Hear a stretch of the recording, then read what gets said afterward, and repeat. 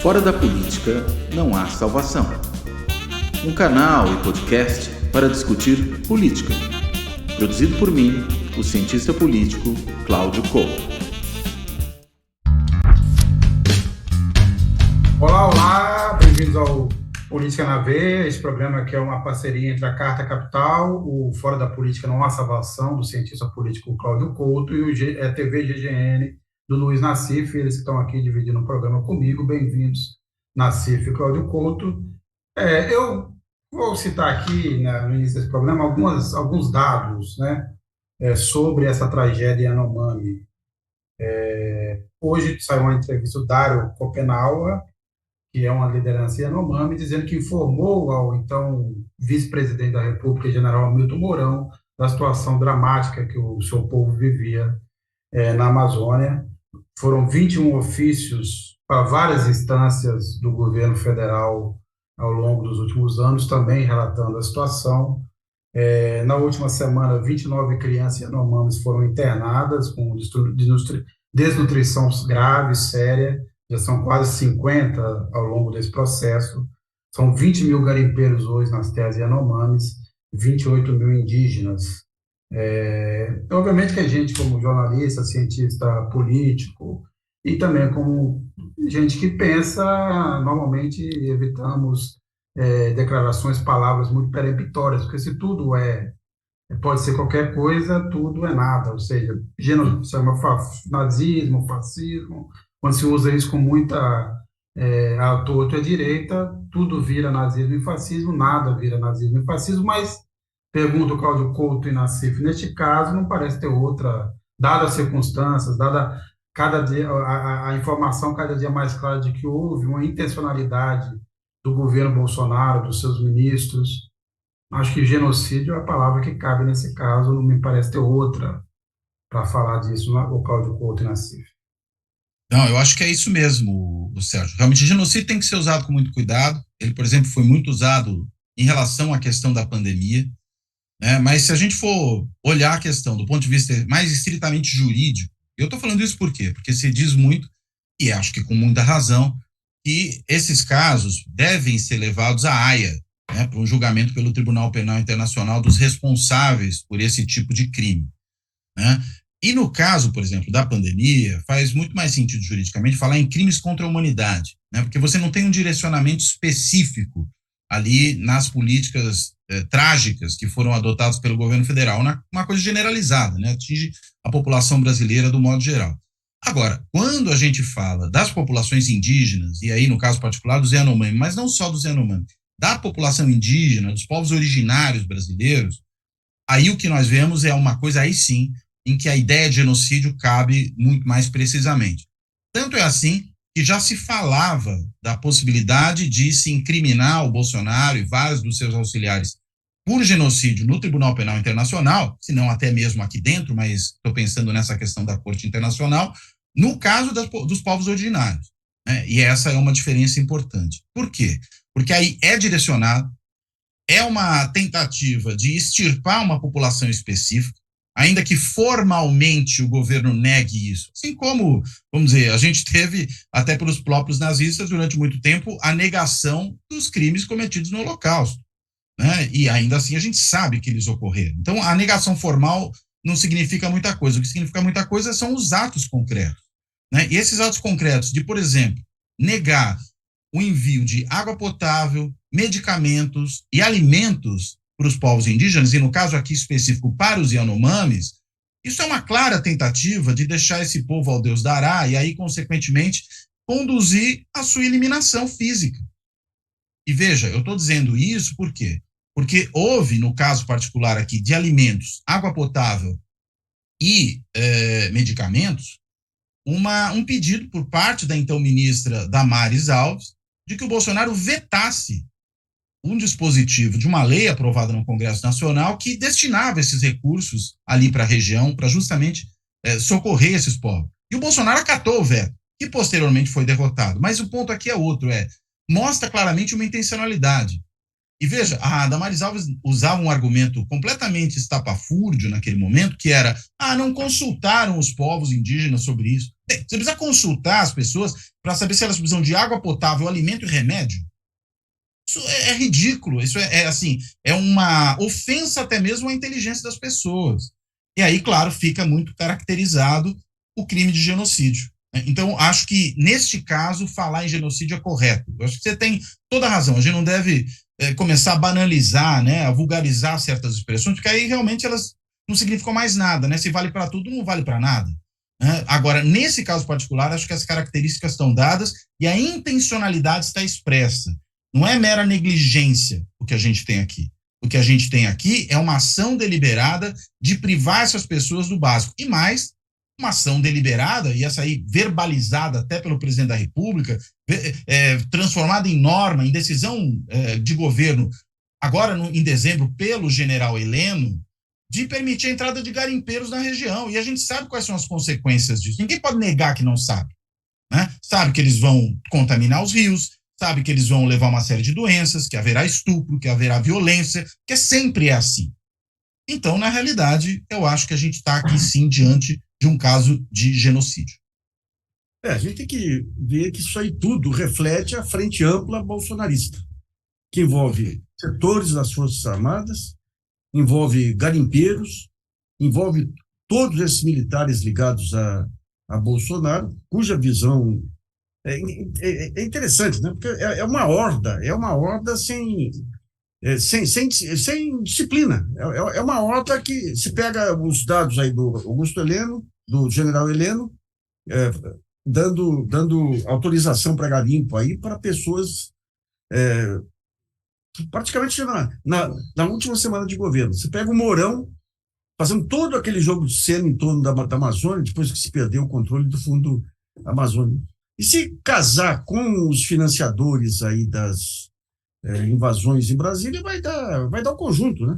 Vai dar o conjunto. Ou seja, confirma-se que realmente o país ficou esses 4 anos dominado por milícias, e milícias infiltradas também nas Forças Armadas. Né? Isso é mais grave, quer dizer, é mais grave do que vamos dizer assim, o DNA ou o pendor golpista das Forças Armadas.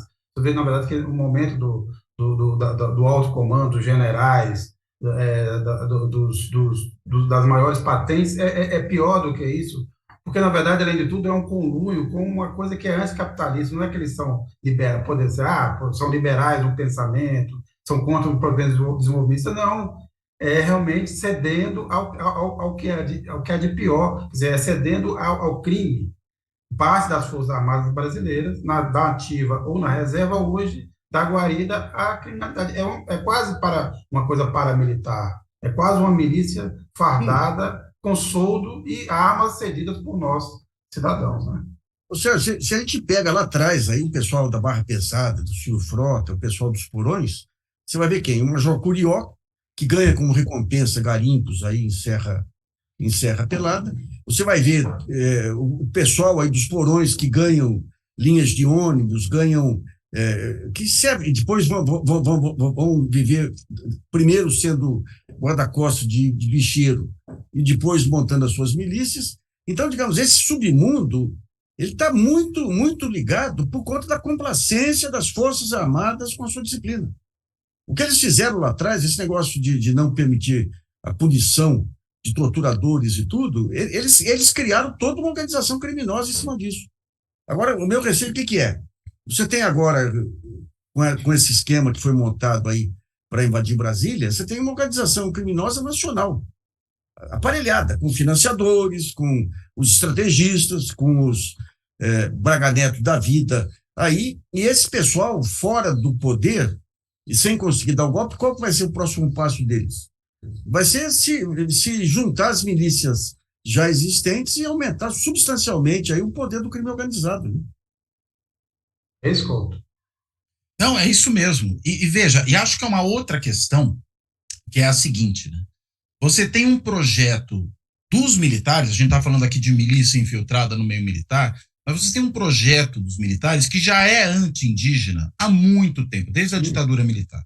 Os projetos de desenvolvimento na Amazônia Foram vários projetos que realmente solaparam as bases de existência dessas populações, permitiram a entrada ali em regiões que são regiões de reserva indígena, de garimpeiros, de grileiros, de pecuaristas, né, abrindo estrada ali que a gente sabe que não levou a nada, né, mas produziu um prejuízo ambiental e um prejuízo humano para essas populações brutal, né? E veja, desde aquela época, né, a Biblioteca do Exército, por exemplo, publicava livros tratando da questão do povo Yanomami, da política indígena, como uma forma de, digamos, infiltração de interesses estrangeiros na Amazônia, de venda, né, de interesse do Brasil, de venda da Amazônia. Até mandei para o Cacá, se ele puder colocar a imagem que eu mandei para ele, acho que seria interessante, né? Um livro do Carlos Alberto Lima Mena Barreto, A Farsa Yanomami, né,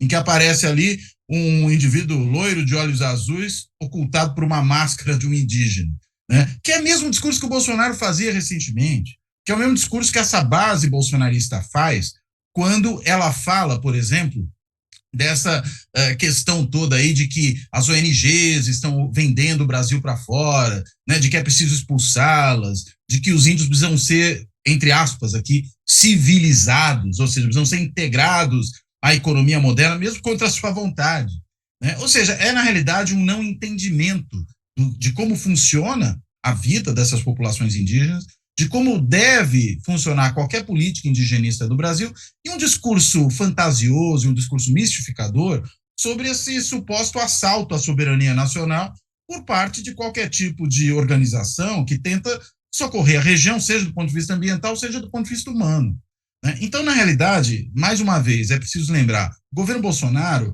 foi um governo militar. E os projetos militares desse governo se expressaram nas mais variadas frentes. E essa questão das populações indígenas, para além da tara do Bolsonaro pela questão do garimpo, ele próprio já foi garimpeiro, ele diz, e o pai dele também, mas para além disso, tem essa questão de como é que os militares enxergam aquela região. E veja, não é à toa que ao final aí do ano, no apagar das luzes do governo, o general Heleno, como a gente já falou aqui, eu e o Nassif, ele resolveu dar essa autorização de entrada de garimpo ali, porque, na verdade, vêm os índios como inimigos, né? Uma região como uma região ocupada por povos estrangeiros, praticamente. E aí, dá nisso. O Jorge de Andrade, vivemos tempos complicadíssimos. A extrema-direita quer uma sociedade tipo Mad Max. O Sala 3, um breve olhar histórico, nos mostra que o projeto militar para os indígenas é tão factível quanto o Curupira. O André Vidoimo faz uma pergunta aqui, que é, além do Bolsonaro, que outros integrantes do governo anterior poderiam ser indiciados por genocídio no Tribunal de Haia? Eu queria levantar esse ponto. Eu sempre sou cético em relação à justiça brasileira, até por conta do histórico, né? Nós tivemos todos os crimes da ditadura e até hoje não aconteceu muita coisa. Recentemente, o Tribunal Regional Federal da Terceira Região multou lá 3 delegados, entre eles o Dirceu Gravina, R$ 1 milhão cada um, cabe recurso ainda, por 25 torturas e assassinatos durante a ditadura, mas esse é o máximo que a gente conseguiu chegar agora. Nós temos o histórico também de crimes ou mal apurados ou mal punidos, né? Assassinatos de lideranças sociais, rurais, indígenas. Então, reforçando essa pergunta aqui, desta vez é possível que a gente tenha alguma punição, vamos dizer assim, mais categórica e exemplar para o que a gente está vendo, ou corremos o risco de denunciar, saber de tudo que aconteceu, mas que isso, como sempre, termine da forma sem grandes punições ou punindo os menos relevantes participantes, o sub do sub. Eu acho o seguinte, você tem um grupo um grupo não, é uma dupla de especialistas em área militar que se transformaram em ombudsman do jornalismo. Então, qualquer matéria que se sai sobre militares, você tem que colocar todos no mesmo baú, porque senão você está tergiversando aí. Você teve uma onda aí bolsonarista, uma coisa é votar no Bolsonaro, outra coisa ir para a indisciplina total aí, e essa onda fez com que muito militar legalista ficasse quieto. Ou seja, essa ocupação que teve em territórios militares em todo o país foi uma ordem dada pelo comando do Exército, aí, o general que saiu e o general que foi demitido agora, esse general Arruda, aí, falação, né? Então, assim como na imprensa teve a onda Lava Jato, e hoje todo mundo abjura aí. Ninguém participou. Ninguém participou. Nas Forças Armadas teve essa onda, Bolsonaro, então não dá para.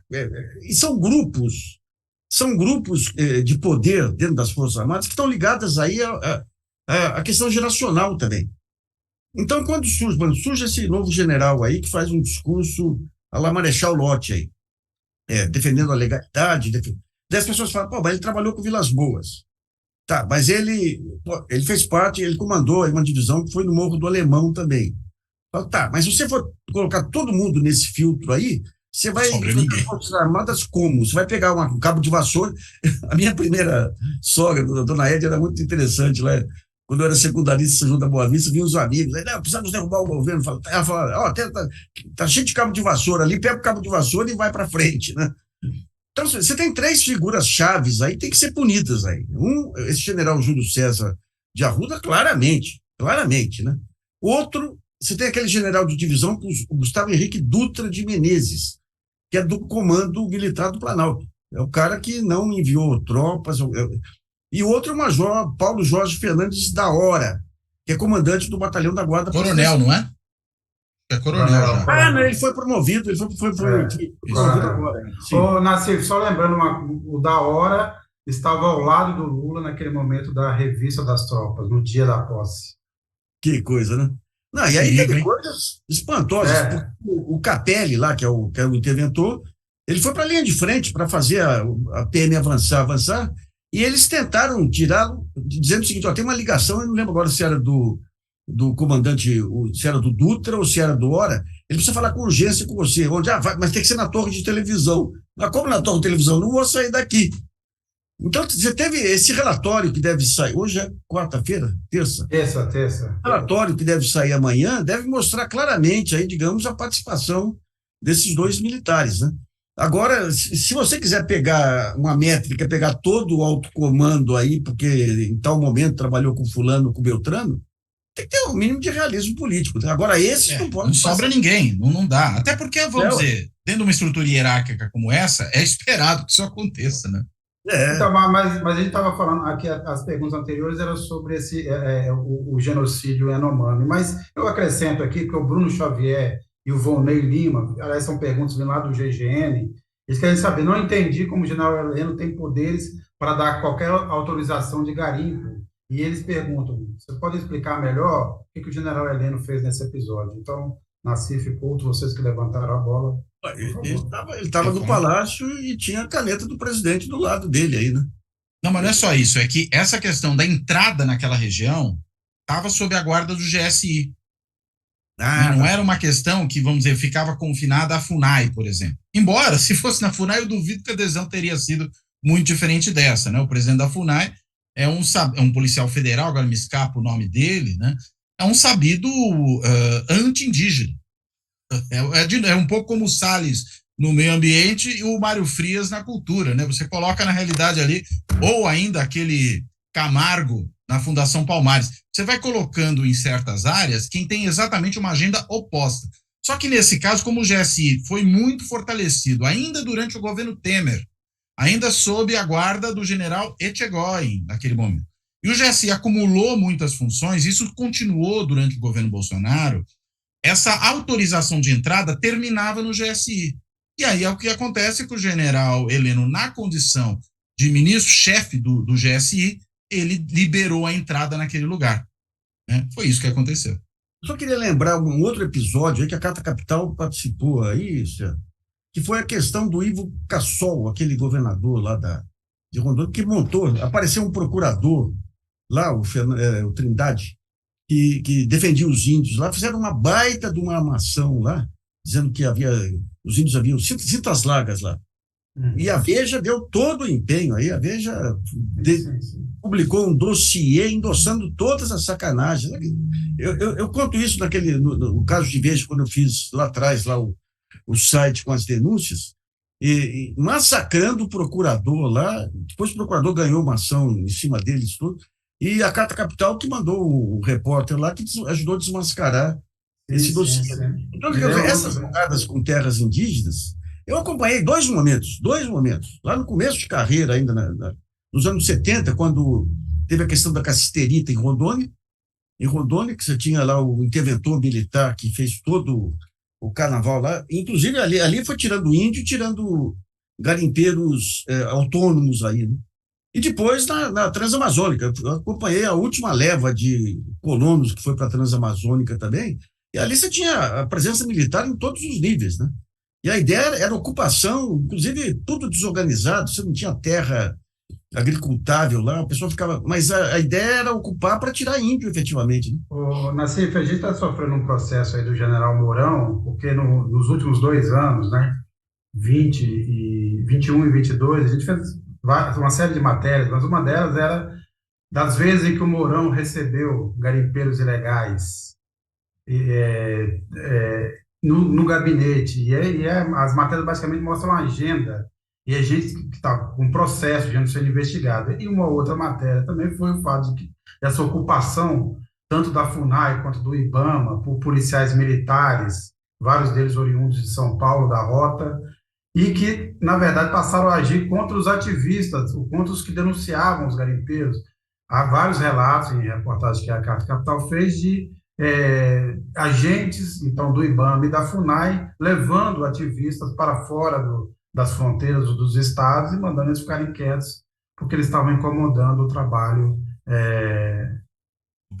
do garimpo, sem contar a decisão lá do governo de Roraima, que proibiu o direito que a FUNAI e o IBAMA tinham e outros agentes de queimarem, né, de usarem o poder de polícia para, por exemplo, confiscar ou quebrar ou queimar material de garimpo e de outros tipos de crimes e de criminosos que atuavam na região. Fora aquele grupo, os vigilantes da floresta, uma coisa assim, que tentaram imputar a eles os incêndios que ocorreram na Amazônia, né? Isso mesmo. Uma ação que envolve muitos interesses, efetivamente. E uma inversão, né? Envolve várias inversões, né? Você não só coloca a raposa para cuidar do galinheiro, para usar a expressão popular, como você imputa aos que têm, na realidade, uma ação ali, uma atividade de proteção da região, os crimes que os seus apaniguados cometem, né? É esse o governo que terminou. Eu acho que nesse caso indígena e ambiental isso é ainda mais claro. Usou exército e polícias militares para proteger bandido, basicamente isso. Exato. O general Custer é um herói e os rapazes são os bandidos, é isso. É isso. Agora, Nassif, você quer dizer, e Cláudio Couto, a gente já, obviamente, está aqui apontando a responsabilidade militar, que leva a esse outro ponto, né? Depois de tudo que aconteceu, das primeiras tentativas de apaziguar as relações, tornou-se inevitável o que aconteceu ao longo dessa última semana, que foi uma série de demissões que culminou também na troca do comando do Exército. Então saiu o Júlio César de Arruda, entrou o general Tomás Miguel Ribeiro Paiva, e a pergunta é: para vocês isso resolve ou apazigua ou zera, pelo menos, o jogo da relação do governo Lula com as Forças Armadas, ou veremos ainda novos lances? Não zera de jeito nenhum. Eu acho que esse é o primeiro lance de uma série de outros que são importantes. Agora, era fundamental fazer isso nesse momento, né? E acho que, de certa maneira, o presidente Lula ele acabou transformando o limão numa limonada, né, nessa história.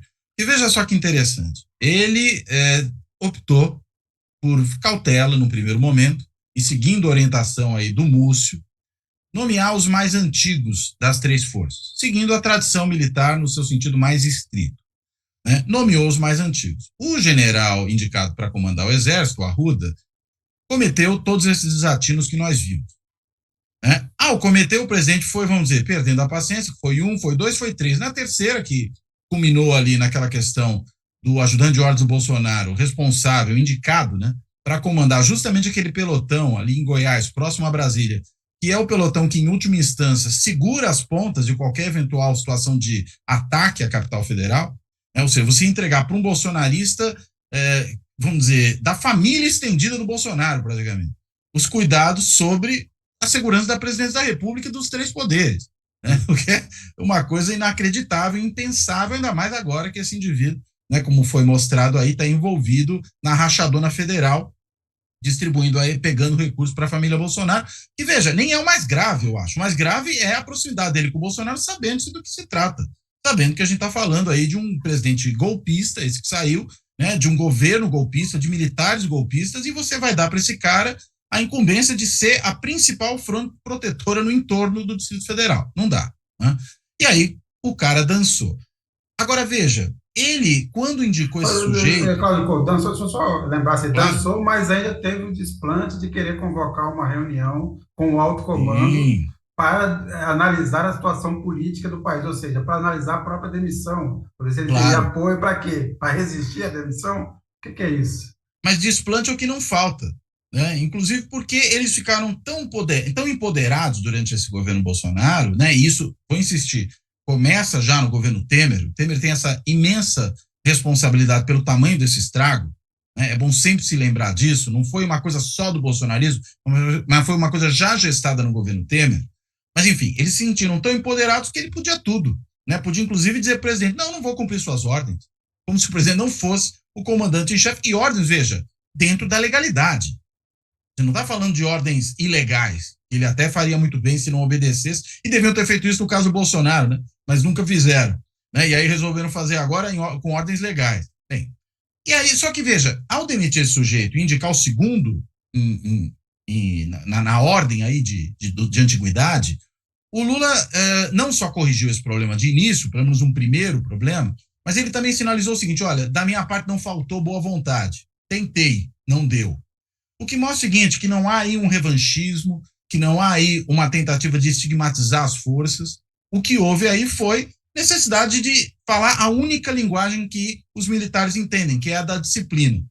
Né? É só isso que eles entendem. E numa disciplina, vamos dizer, decisiva, uma disciplina que vem e fala, ó, é isso e acabou.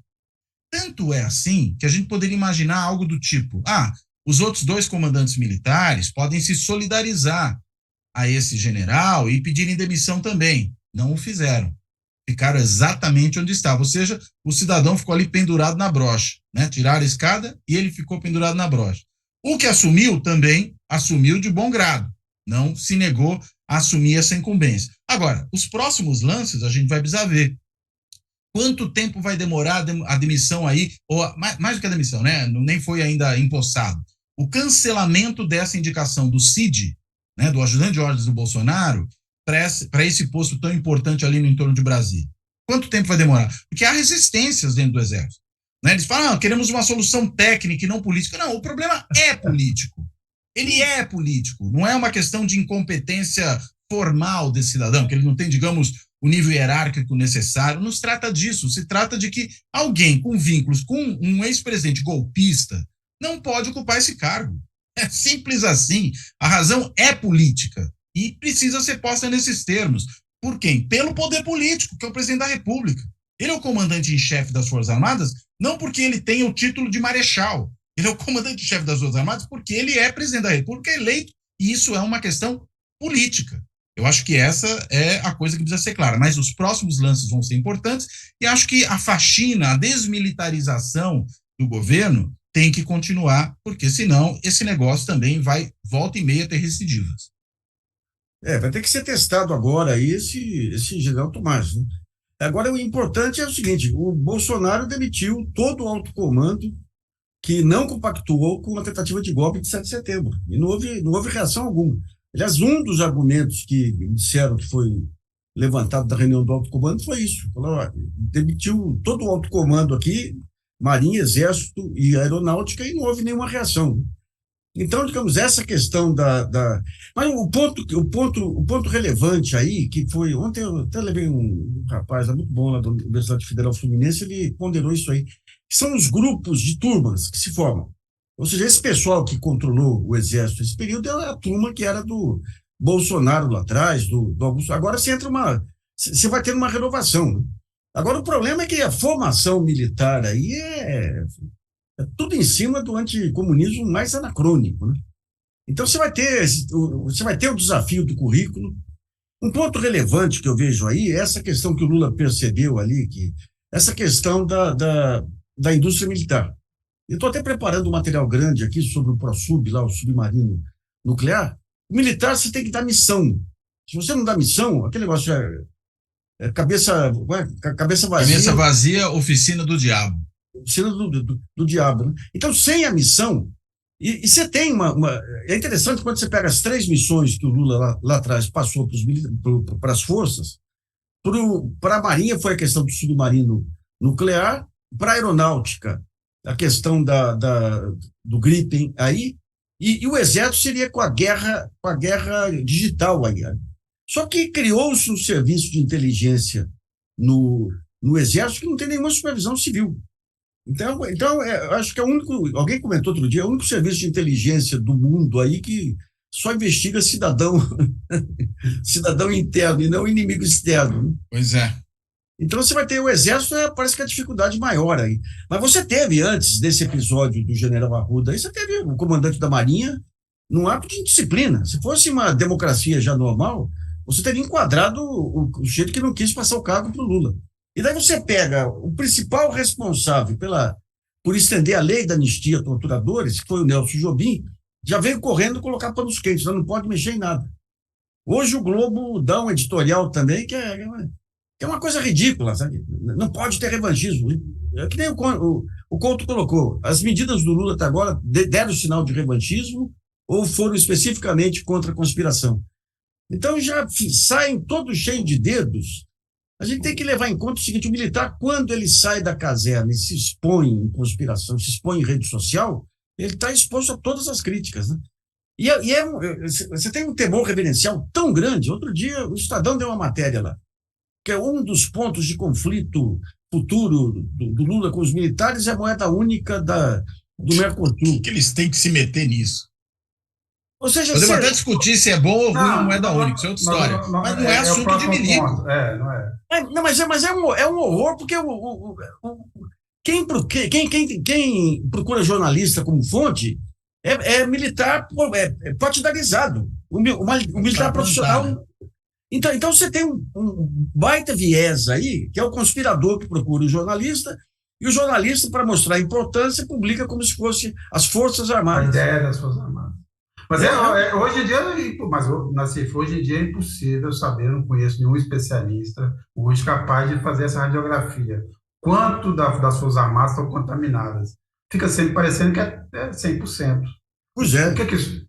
Então, mas você tem uma parte silenciosa aí, que eu não sei quanto que representa, que estava incomodada com essa radicalização e tudo, e não se manifestava porque a onda estava em outra direção. Os comandantes estavam em outra direção, o presidente estava em outra direção.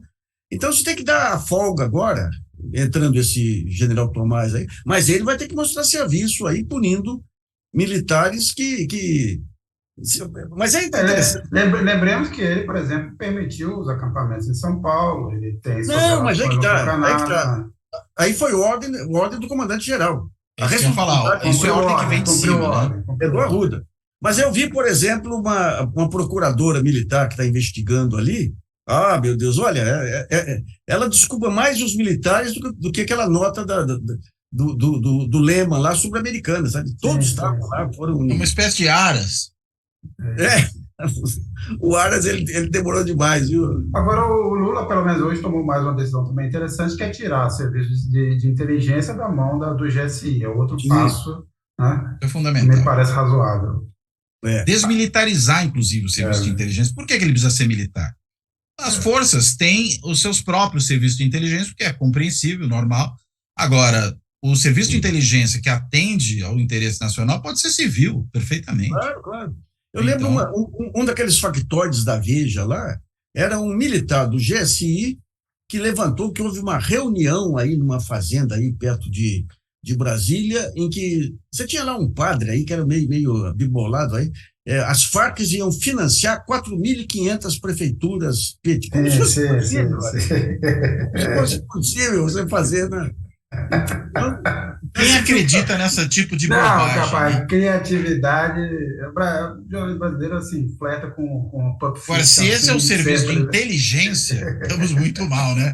Agora, ó, aqui, rapidamente, só a gente falou do Ivo Cassol e o Kaká me mandou aqui, lembrando que a gente deu uma matéria aqui, dizendo que o Ivo Cassol, por exemplo, no auge da pandemia, da crise da Covid, ela sugeriu que se as pessoas aspirassem fumaça de solda elétrica para combater o Tá vírus. só. Então, esse é o Massa Ivo de solda Cassol. elétrica. Fumaça de solda elétrica. Não superou aquela outra sugestão lá Do ozônio?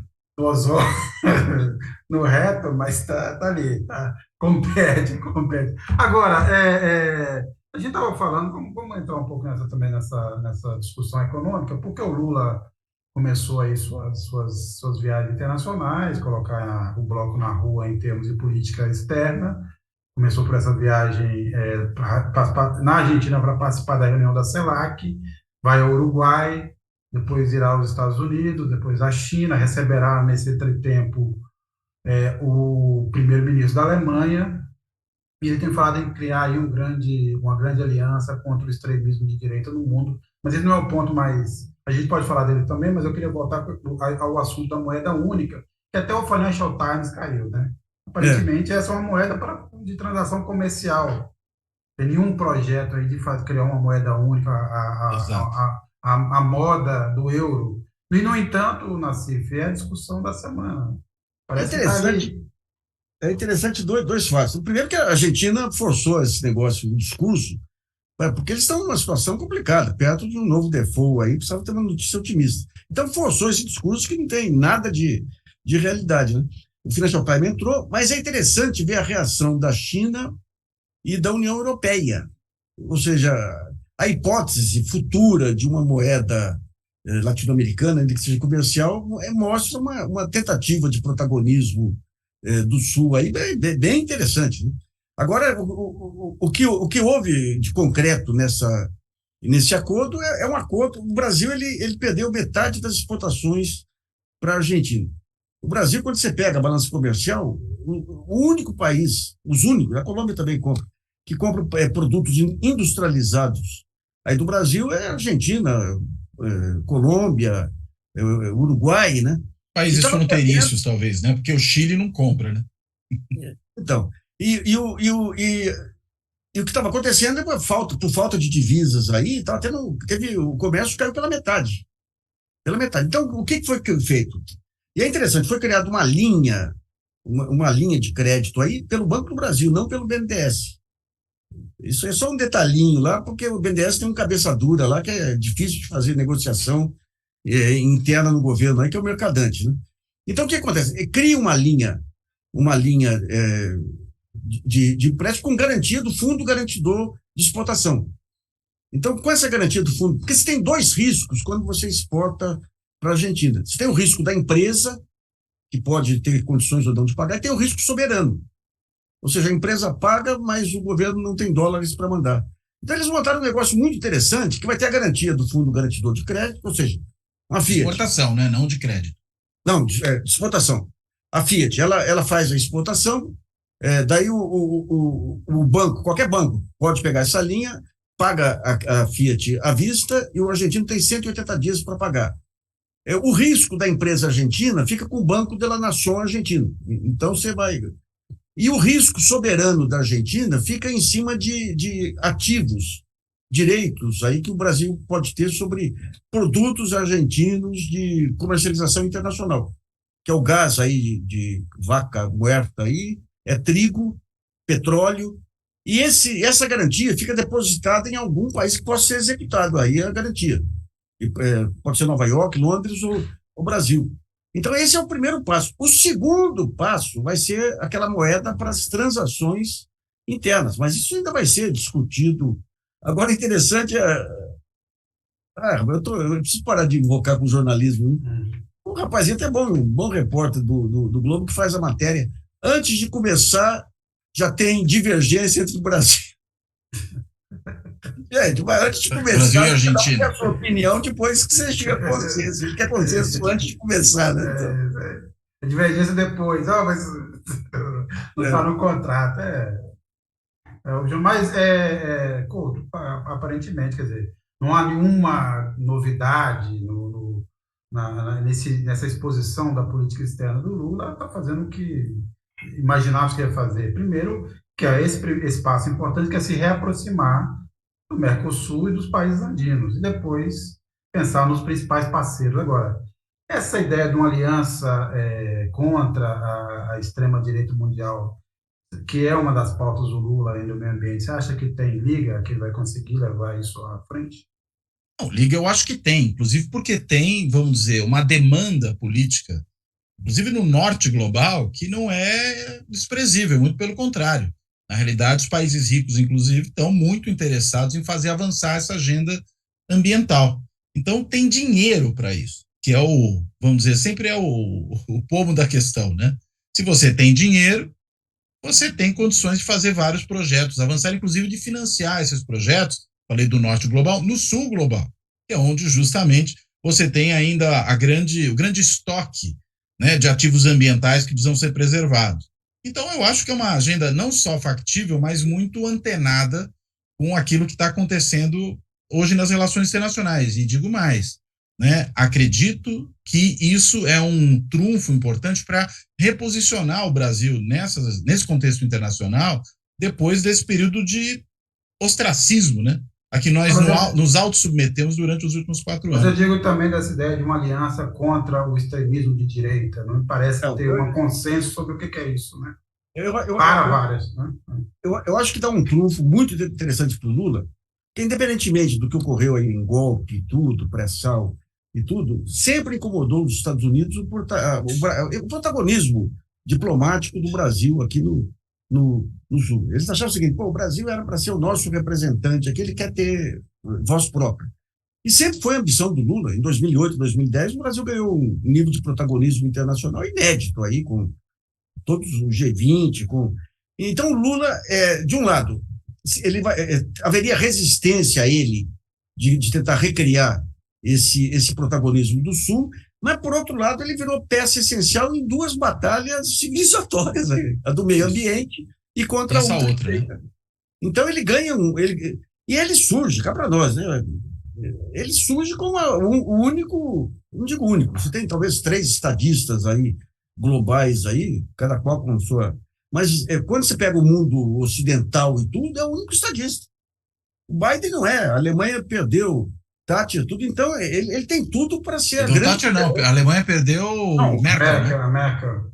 A Merkel. A Thatcher ele acabou de ressuscitar a Thatcher agora. E jogou ela para a Alemanha ainda por cima. Então ele tem tudo para se firmar como uma grande liderança mundial.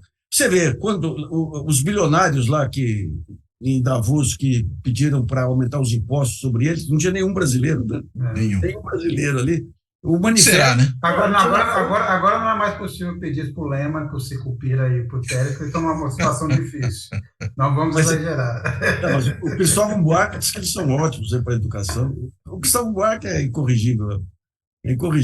Mas você vê o manifesto lá, a foto é do Lula. Quer dizer, a dimensão que ele ganhou, bom, já ficou nítida essa dimensão na entrevista para a revista Time lá, sobre... Mas a parte mais interessante, você tem os colegas Guerra Fria aí, né? Falaram o seguinte: não, o Lula, agora, para defender a democracia, ele tem que se alinhar com os Estados Unidos, porque os Estados Unidos é democracia e China, eles não têm a menor ideia do que é a geopolítica, do que é a política para fora e para dentro, né? Então, o Lula ele tem esse baita duplo trunfo aí para poder firmar a liderança do Brasil aí nessa organização do Sul. Mas, de qualquer forma, Nassif Couto, parece que a mídia pretende jogar o mesmo jogo que fez durante os 8 anos do governo Lula, que é, de novo, levantar. Por exemplo, ponto de financiamento externo. Né? Todo mundo já está cansado de dizer que é o seguinte: você não está financiando o país exatamente, você está financiando a exportação, né? Enquanto você financia, você está levando um monte de produto, mas não adianta. Mas vai voltar, já começou. Vai cobrar o dinheiro da Venezuela, vai voltar a emprestar para a Argentina, que está numa situação difícil. Vamos viver de novo em relação à política externa do Lula? Vocês acham o mesmo embate, esse embate um tanto quanto vira-lata que a gente sempre tem aqui, quando pensa a posição do Brasil em termos internacionais? Acho que tem que colocar claro que a gente está falando de uma espécie de Exim Bank, né? É isso disso que se trata. E aí tem que deixar isso muito claro. Aí eu acho também que tem uma falha na maneira como se comunica esse tipo de decisão, né? Porque fica parecendo realmente que você está, na verdade, doando dinheiro para esses países a fundo perdido, né? Sem qualquer tipo de contrapartida. E não se trata disso. Então, acho que isso precisa ser muito mais bem propagandeado pelo governo. Porque se vier a ser mais bem propagandeado, aí sim, eu acho que você começa a ganhar uma batalha de comunicação nessa área. É disso que se trata, né? Agora, Enquanto isso não acontece, vira esse rame-rame, que, aliás, é de uma, você falou, né, vira-latismo, né? É de uma pobreza, de uma indigência intelectual, assim, brutal, né? É aquela coisa que dá até preguiça de discutir, é um pouco no nível do comunismo como ameaça, né? É mais ou menos no mesmo patamar, só que é mais, vamos dizer, moralista, nesse caso, do que no outro. A sacanagem foi que, digamos, com essa deturpação do conceito de Exim Bank que a mídia fez, a Lava Jato criminalizou isso aí. Claro, Teve um episódio tudo, né? gigantesco lá de 40 funcionários do BNDES, inclusive grávidas lá, com condução coercitiva e helicóptero da Globo filmando lá. Um dos episódios mais... E o pessoal de Brasília, hein? Foram procuradores de Brasília, não era nem os do Paraná, né? Então você vê que é interessante esse negócio da criminalização, o uso do Departamento de Justiça americano para essas jogadas aí, né? Quando você pega o submarino brasileiro, vamos só pegar esse exemplo aqui, eu fico irritado quando a gente começou a mostrar a influência do Departamento de Justiça na Lava Jato, alguns colunistas até de boa formação aí vieram com a história, não, isso é teoria conspiratória, imagina, a CIA fazer conspiração, né? Mas quando você Isso não pega... aconteceu nunca. Mas quando você pega o submarino nuclear, no mesmo momento em que a França descobre lá um baita de um reator que é o que complementa o submarino. Você teve aqui a Lava Jato pegando o almirante Otton em cima de informações entregues diretamente ao Janot por uma advogada do Departamento de Justiça, e teve o Ministério Público suíço, o mesmo que atua na Lava Jato, em parceria com o Departamento de Justiça, investindo contra a Alstom, que era a empresa francesa, denunciando, fazendo diversas denúncias. Eu estou com essa história, devo soltar amanhã. Então, eles pegam um executivo da Alstom, prendem e dizem o seguinte: se você concordar em espionar para o FBI, nós te soltamos. Ele não topa. Então, eles vão em cima do presidente da Alstom. Daí o presidente da Alstom topa vender a Alstom para a GE. Para a GE, a GE é o interesse político americano, geopolítico, está diretamente ligado à GE. Daí, 5 dias depois que eles entregam, inclusive passando por cima de propostas maiores aí de outros competidores, os diretores saem da alça de mira. E daí você mata a chance da França ser um protagonista aí da parte nuclear. Daí vem a guerra da Ucrânia. E o cara que topou isso aí foi o Macron, na época ministro da Economia. Daí percebe a burrada que fizeram, vem a guerra da Ucrânia e o Biden precisa do apoio francês. Daí eles colocam como condição devolver a Alstom. Daí tem as condições, e no Brasil muda, entra aí o Lula, que tem outras relações com a França, e daí você começa a recuperar tudo de novo, depois de uma perda de tempo danada, provocado por essa ação da justiça americana atuando em conjunto com o Departamento de Estado. O Adilson Oliveira aqui, o presidente Lula que o presidente Lula não se iluda com o general Tomás. Lembremos do presidente João Goulart e o general Amari Cruel, defensor da democracia, do mandato da Constituição e depois golpista mor. Eu também queria lembrar... Ou Allende com o Pinochet também, né? Ou Allende com o Pinochet. Tem um histórico, é bom. Se bem que o Pinochet, né, é aquele caso assim, bastava olhar para a cara. Né? Mas, não se esqueça... Diga. Era um tipo lombrosiano, um pouco assim como o Anderson. É isso. O Plininho, filho do Plínio de Arruda Sampaio, era amigo dos filhos do Pinochet. Ele se surpreendeu também. O cara vira depois que vira.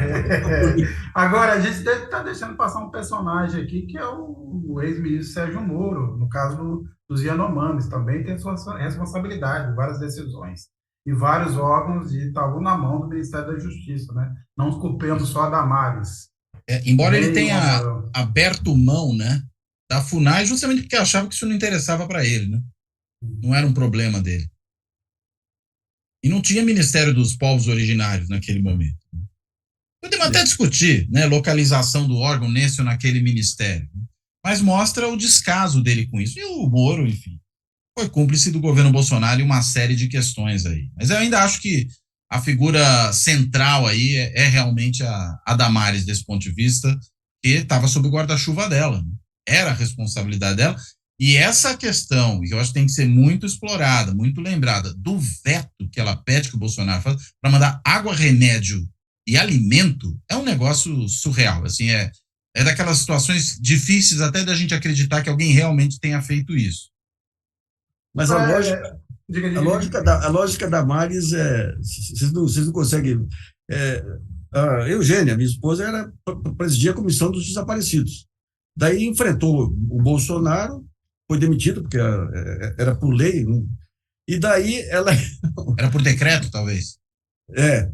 Então, ela denunciou o Bolsonaro, daí foi demitida, e daí o sucessor dela entrou com uma ação no Conselho Nacional do Ministério Público, acusando da prática de advocacia administrativa. Por quê? Porque ela prestava serviços para as famílias dos desaparecidos para conseguir novos certidões de óbito, ou seja, era a missão da comissão, era a própria missão da comissão, né? Então, o que ela faz? Então, eles não têm. Mas é de novo essa lógica de colocar os invertidos, né? Sim. Porque você teve ali, dentro da própria comissão, gente que chamava as vítimas da ditadura de terroristas. Sim. Se você coloca alguém assim na comissão de mortos e desaparecidos, o que você pode esperar de uma comissão dessa natureza?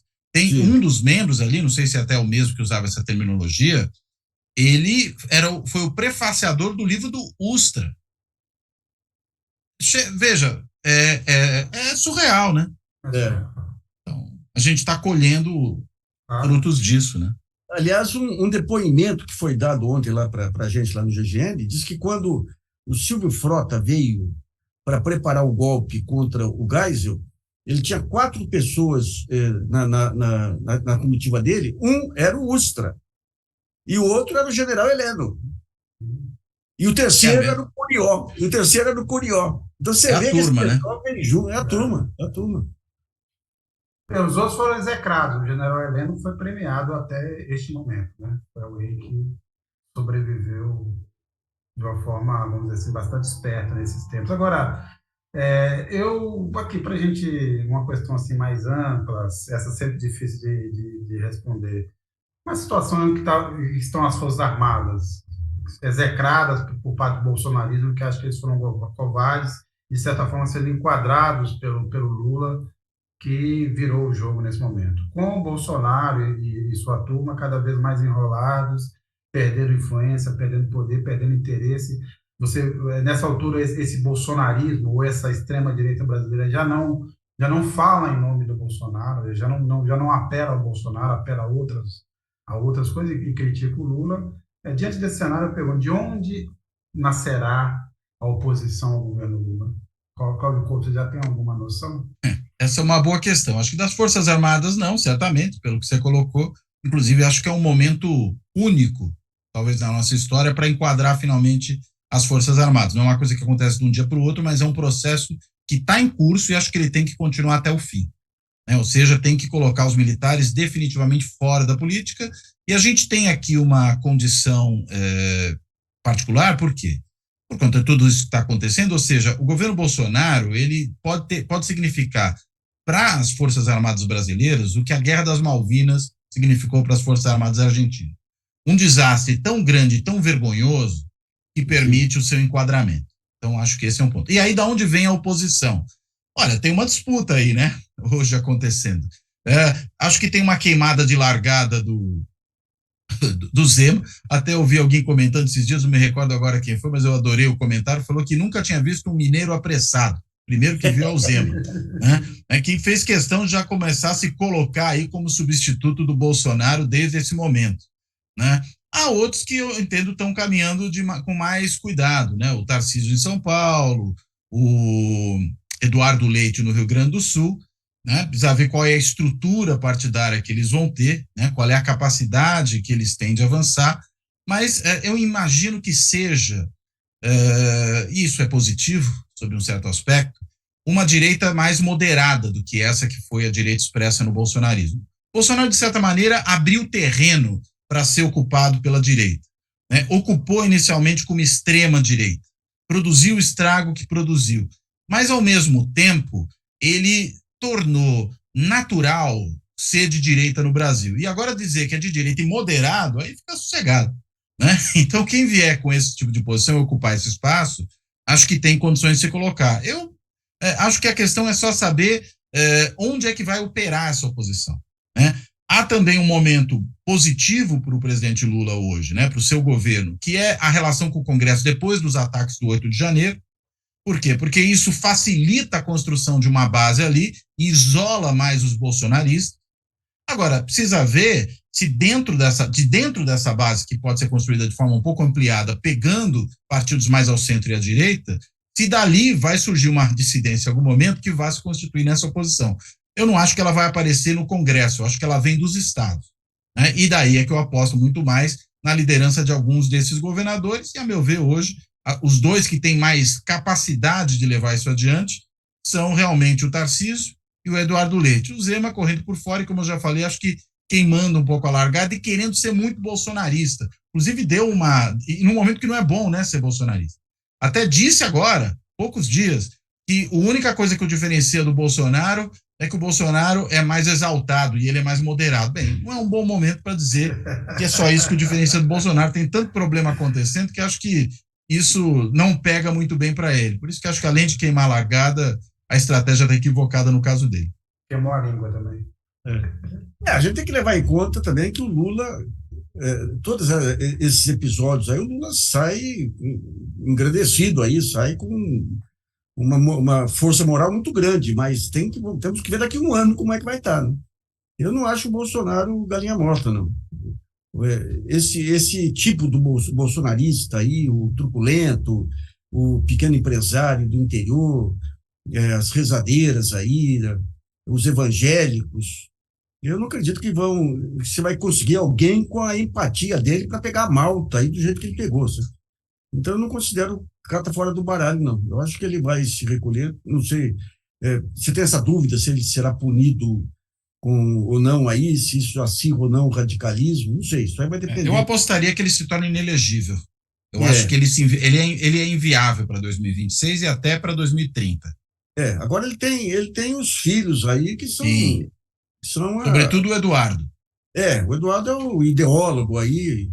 Então, o bolsonarismo tem fôlego ainda, apesar de todas as aberrações que produziu, para se manter aí, né?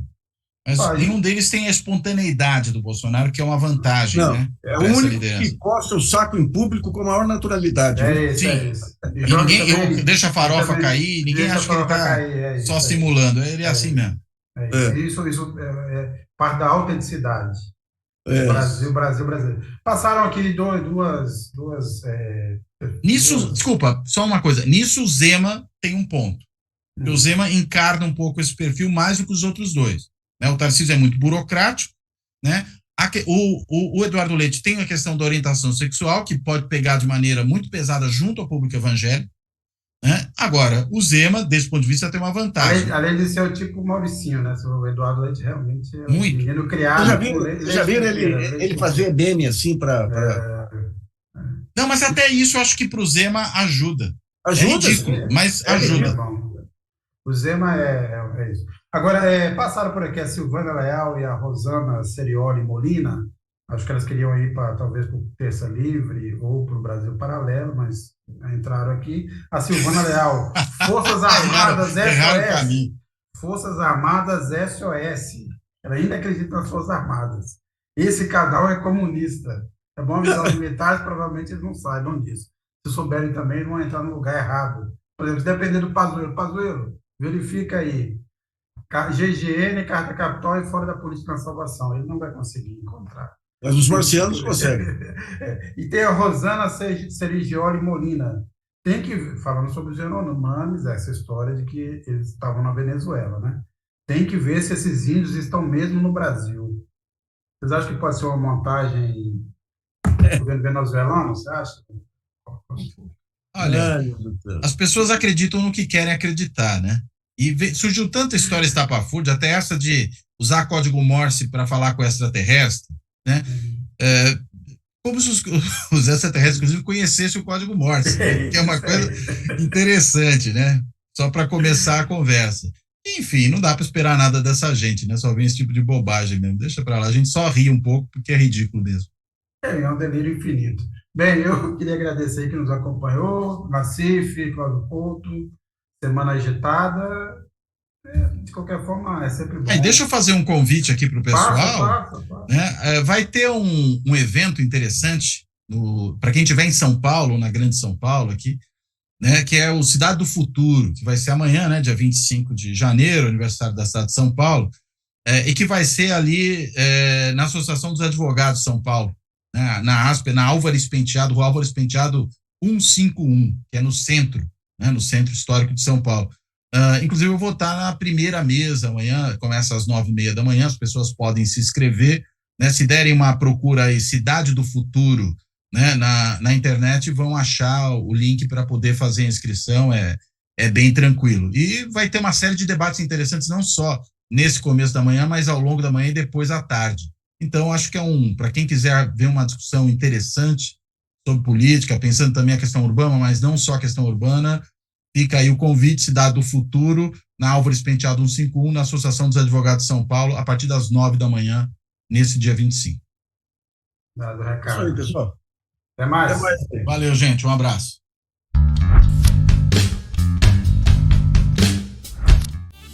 Fora da política não há salvação. Um canal e podcast para discutir política. Produzido por mim, o cientista político Cláudio Couto.